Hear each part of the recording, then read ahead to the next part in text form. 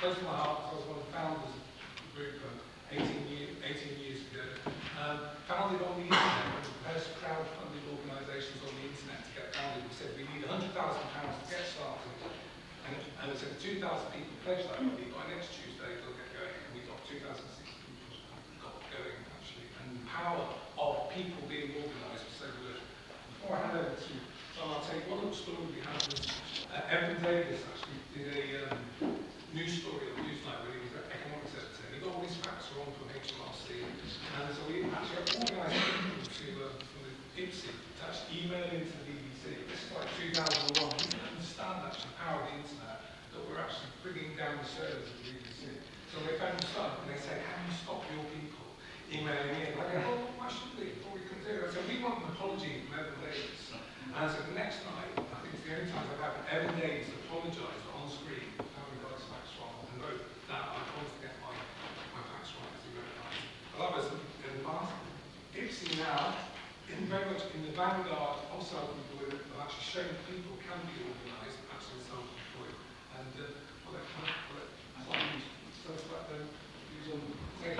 Thank you, Philip. I'm going to go on my best behaviour slide because Philip's a member of my council and he's running for the board. And got our fingers crossed that he might well get elected. So, yeah, I'm going to go on my best behaviour. And Ibrahim, thank you so much for organising tonight. I really think you're a star. You bring the business debate to the Labour Party, and I think you're doing a lot of good for all of us. So thank you very much, and to all your colleagues in SME4Labour. Yeah.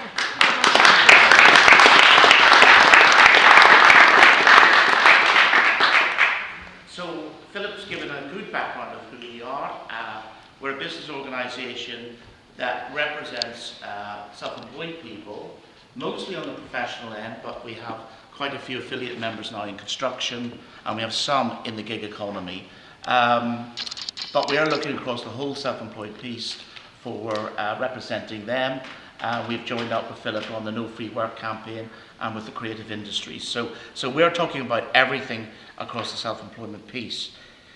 As far as the Taylor review goes, we welcome the fact that the review was set up, and we welcome the fact that he thoroughly went round the country talking to people, and he did, in his review, show the value of self-employment to the economy.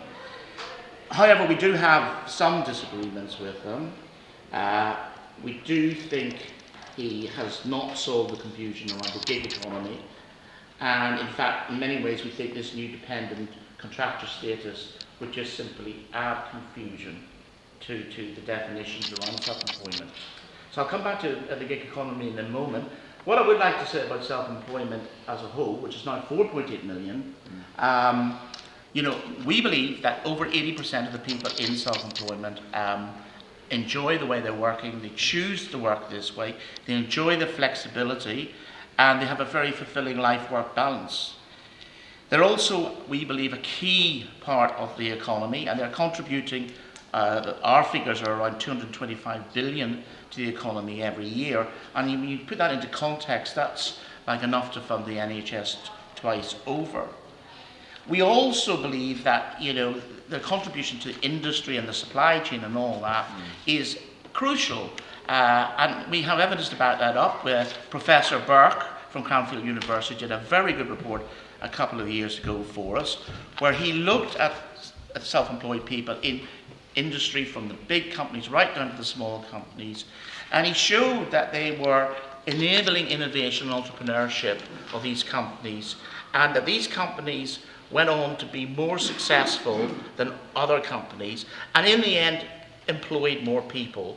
So, you know, self-employment is woven into the fabric of our economy.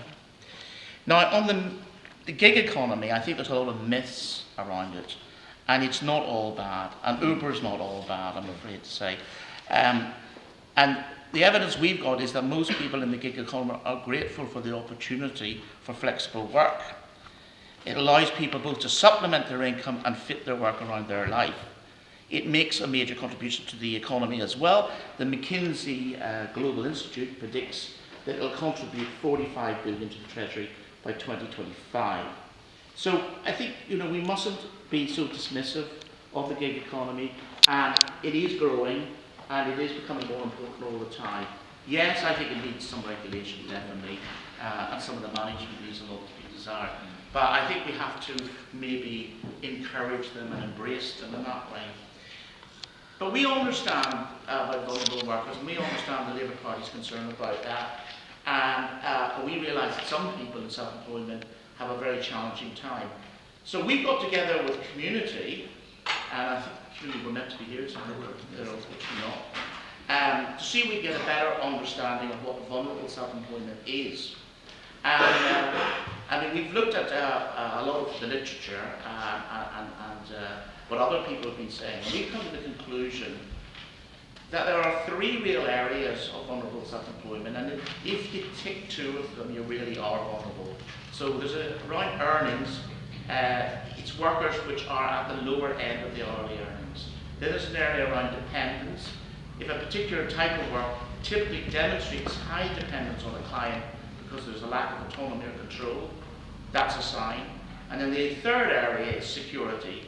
This concerns the security faced in work, and whether or not most people working in it are typically seeking to move out of it, or whether they're not able to plan for their future, for example, save for a pension.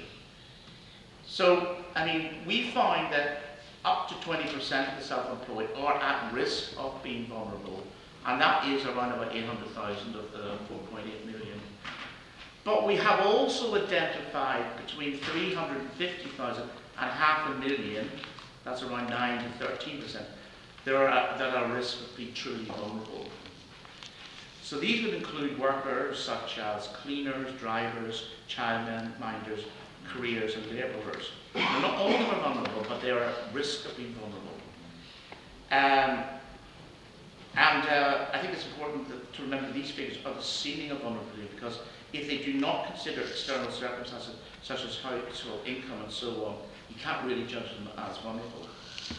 It would also be wrong to claim that being self-employed is easy. There are indeed some self-employed people who are at risk of being exploited, and we understand that.